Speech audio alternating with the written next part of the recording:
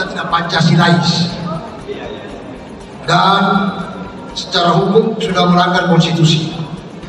Makanya forum DPRD ini sangat betul-betul kami harapkan sebagai orang di daerah kami. Pertama, saya tidak melihat soal basis konstitusi kita. Forum DPR dibentuk harus tanya sama Prabowo, bentuk cepat PP-nya.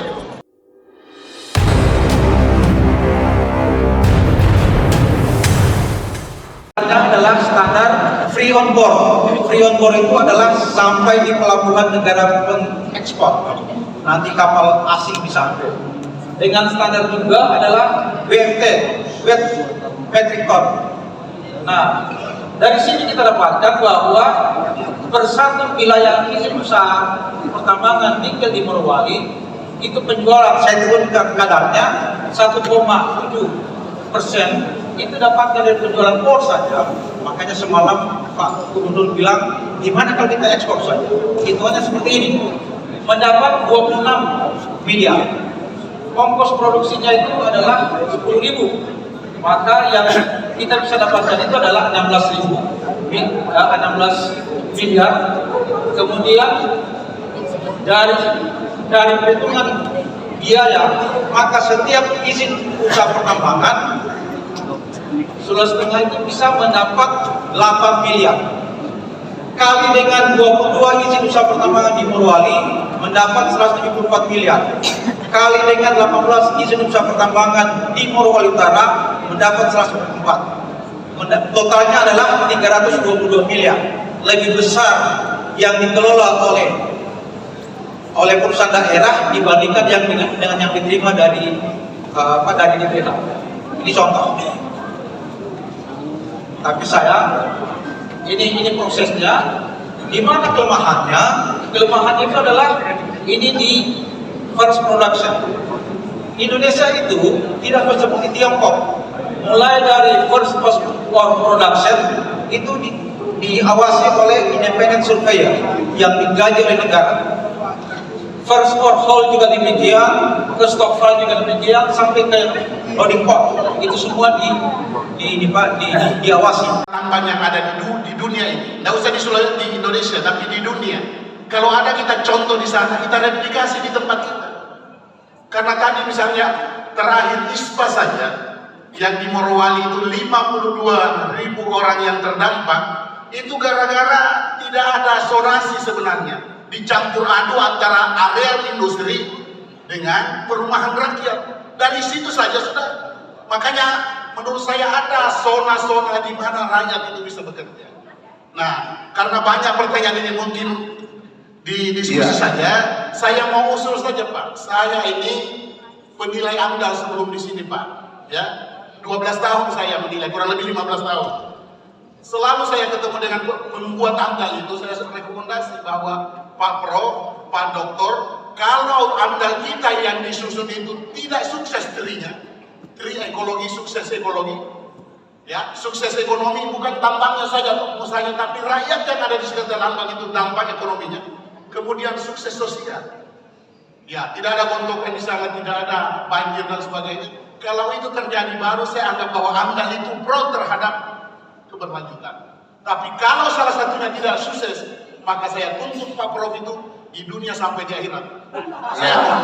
Terima kasih. Assalamualaikum warahmatullahi wabarakatuh. Langsung Pak Agus tadi, silakan. Tapi jangan lewat 5 menit poinnya, silakan. Baik, tolong dikasih. Merdeka untuk Sulawesi ya. Itu catatan saya. Angka-angka tadi itu menjelaskan bahwa kita sudah tidak Pancasilais dan secara hukum sudah melanggar konstitusi. Makanya forum DPRD ini sangat betul-betul kami harapkan sebagai orang di daerah kami.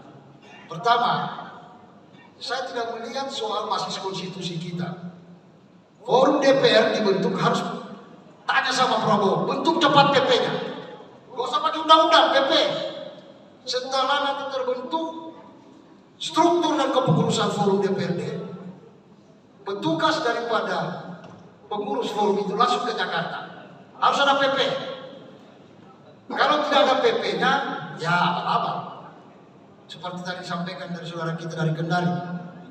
Saya hanya mau lihat, kalau bicara potensi kerugian, tidak usah jauh-jauh. Itu kemudian sini makin punya ini. Setiap hari 31 kilo masih. Tidak usah jauh-jauh ke Morowali, ini sebelah ini. Di bawah gedung ini emas semua. Hitung saja semua, tapi saya tidak ahli di situ, saya tidak ahli di angka-angka. Tapi saya bicara tentang apa yang mengikat kita, karena kita negara hukum. Saya cuma satu tadi, bentuk PP. Saya siap, bahkan saya mengusulkan TABE ini teman-teman yang dari daerah lain. Maksud saya, sebisanya lah DPRD Provinsi Sulawesi Tengah menjadi leading. Saya akan kawal Ketua DPR untuk membangun yang namanya drafting bersama-sama tentang PP 47. Karena dari kemarin saya bicara tentang basis konstitusi itu ada di rakyat, bukan ada di institusi ekstraordinari. Masyarakat ada, petani, nelayan. Kalau bicara kerusakan sudah afirmatif, itu sudah jelas. Tapi saya sebagai pengacara advokat rakyat, kasus-kasus yang tetap saya dikalahkan. Kasus bentrok buruh di JNI, warga kita satu mati, saya pengacaranya kalah. Gak ada menang, pembanding lebih kalah lagi. Jadi sudah, sekarang kita kembali. Saya setuju forum DPRD, saya siap bantu anggota DPR, wakil ketua DPRD provinsi dengan ketua di sini untuk menyusun PP-nya. Karena buat apa buat forum kalau tidak ada PP-nya? Mau berteriak di mana saya? Itu saya. Terima kasih. Assalamualaikum warahmatullahi Terima wabarakatuh. kasih Pak Agus. Satu lagi terakhir dari Maluku Utara, ya silakan teman-teman dari Maluku Utara. Saya langsung saja Pak. Iya. Kami dari Koalisi Masyarakat Sipil Sulawesi Tengah. Dari Maluku Utara tadi yang sudah duluan. Oh, pikir saya. Lebih baik saya dulu baru ke Bapak itu. Boleh kan Pak? Saya sudah dari tadi angkat tangan. Kita kasih tamu dulu Pak. Oh baik. Saya kira saya juga tamu di sini. Dari luar, baru kita masuk. Pak. Baik Pak, saya perkenalkan diri. Saya Mislan Sari, fraksi Gerindra DPRD Provinsi Maluku Utara.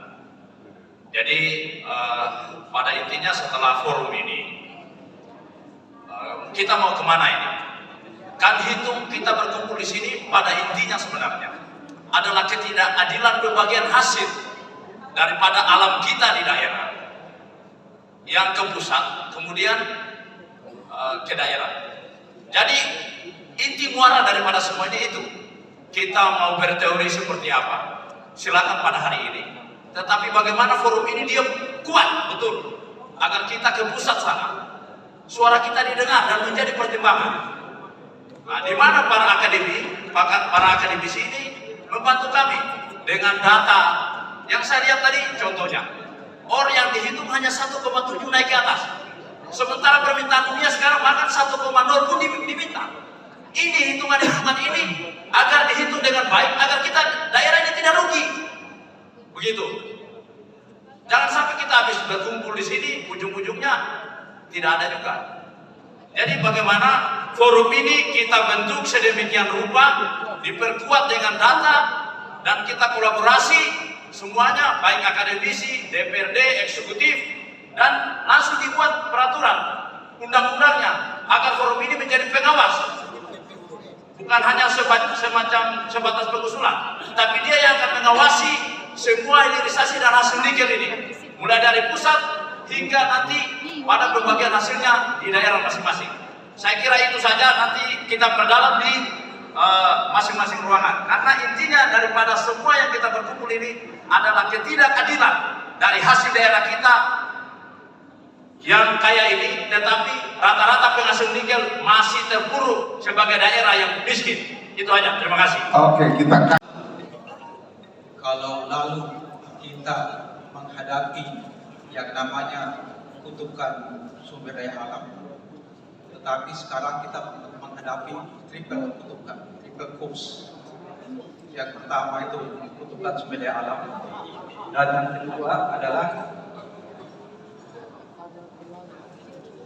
yang kedua adalah kutukan lingkungan, dan yang ketiga adalah kutukan tenaga kerja.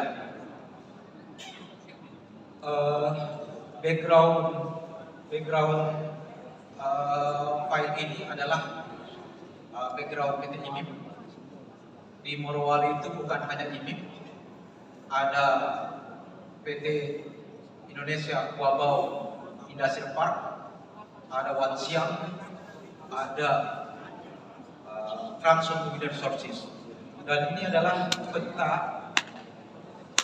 sebelumnya.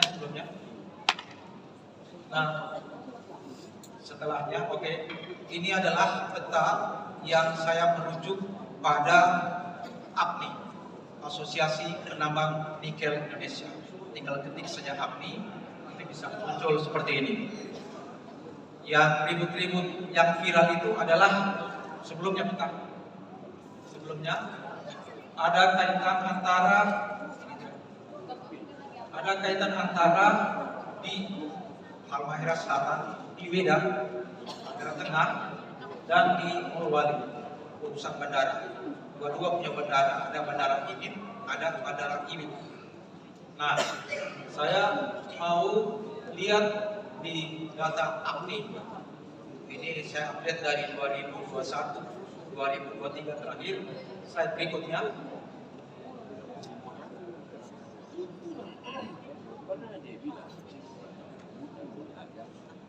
Oke, ini data yang menunjukkan bahwa ketika kita menganalisis di dunia ini ada 28 mineral kritis.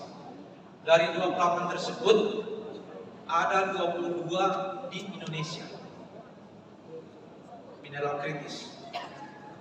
Berbeda dengan migas. Kalau migas itu berada di sela-sela batuan dan harganya penentuannya adalah berdasarkan perdagangan berjangka dengan standar 2. Ada yang namanya West Texas Intermediate. Kita bayar sekarang, kita kontrak sekarang, barangnya nanti 1 bulan kemudian. Acuan yang kedua adalah Brent Europe. Kita bayar sekarang, kita kontrak sekarang, barang yang dikirim 2 bulan kemudian. Itu di minyak bumi.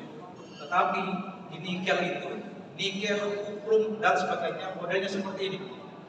Sehingga walaupun ini ada 6 step ya, ada hipotet, terdekat, dan kemudian pada terbukti. Di Indonesia itu Aceh, walaupun Kalimantan Tengah itu ada sampai di terkira, tapi begitu di ujungnya dia tidak terbukti. Nah, yang terbaru datanya itu adalah Maluku. Maluku di 2003 di Kabupaten SSB, Serang bagian barat, itu ada depositnya. Depositnya itu seluas lubang tambang yang ada di 5 provinsi, 47.000. Slide berikutnya.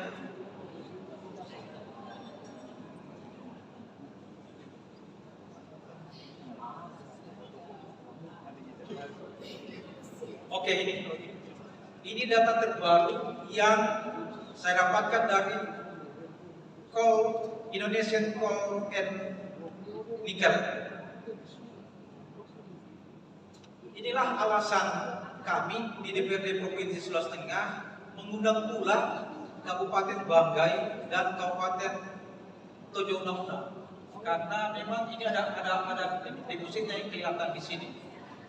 Banggai itu setara dengan 44.000, setara dengan tambang yang ada di wilayah wilayah 5 provinsi tersebut. Nah, ini urutan-urutannya seperti ini. Kemudian saya ambil contoh Luwu Timur, tempatnya Pak Adi 15 tahun, tempatnya Gubernur Sulteng menjadi camat di sana. Luwu Timur atau Vale itu menyumbang kepada Kabupaten Luwu Timur itu setara dengan 300 miliar per tahun. Nah, nanti kita lihat bagaimana perhitungan yang saya coba hitung, dan itu bisa berlaku kepada 5 provinsi ini.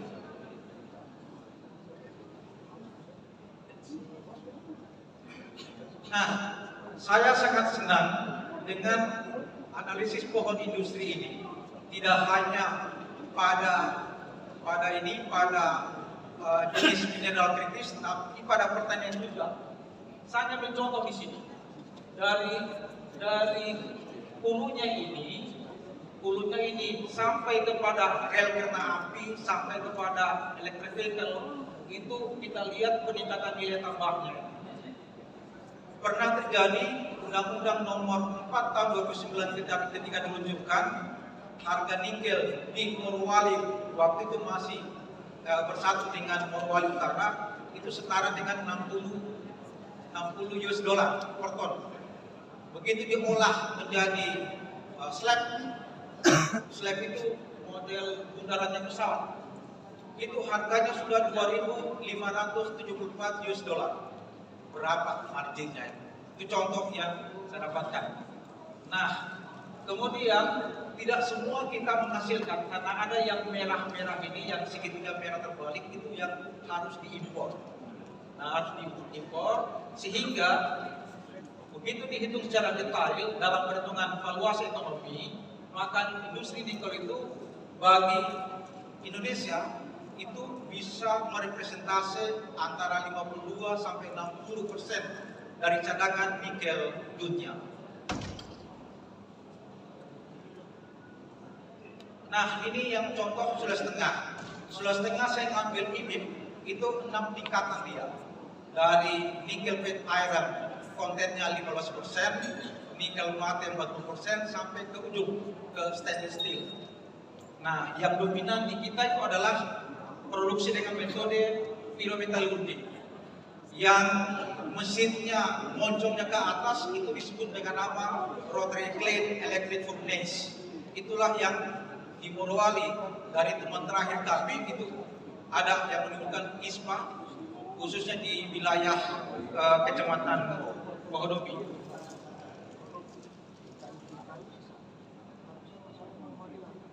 Lalu dengan hilirisasi selama ini apa yang kita dapatkan? Yang pertama, royalti. Perusahaan domestik itu bayar 16%, sementara spesial asing itu bebas. Laba, sama-sama dapat laba. PPh pasal 25-29 Badan. Perusahaan domestik bayar, asing karena tax holiday 25 tahun free. Pajak ekspor, domestik bayar, asing free. Harga produk tambang itu biasanya tekan pada izin usaha pertambangan. PPN impor dan PPN barang mewah impor, domestik bayar, sementara asing bebas. Kemudian dari hasil temuan kami di lapangan setelah berdiskusi dengan bea cukai, ternyata bea masuk itu hanya impor mesin yang bebas, selebihnya itu terkena bea masuk, sama statusnya. Nah, yang sempat ramai itu adalah tenaga kerja. Saya terus terang pernah naik Garuda subuh tujuan Kendari seperti orang asing, hanya saya sendiri orang Indonesia. Selebihnya ya bisa dituak lah. Itu berapa kali begitu. Nah, ini permasalahan di nikel. Indonesia baru-baru ini seminggu yang lalu itu impor. Impornya dari mana? Impornya dari Filipina. Filipina itu merepresentasi 4% dari cadangan nikel dunia. Kenapa? Karena kadar yang kita hasilkan sekarang itu cenderung di bawah 1,8%. Sementara yang 1,8% dari Morowali Utara, karena konsesinya Vale di Morowali Utara itu ada 4.900 hektar. Di Morowali Utara 4.900. Kemudian sisanya dari 36.000 ada di Morowali itu dibawa ke Vale.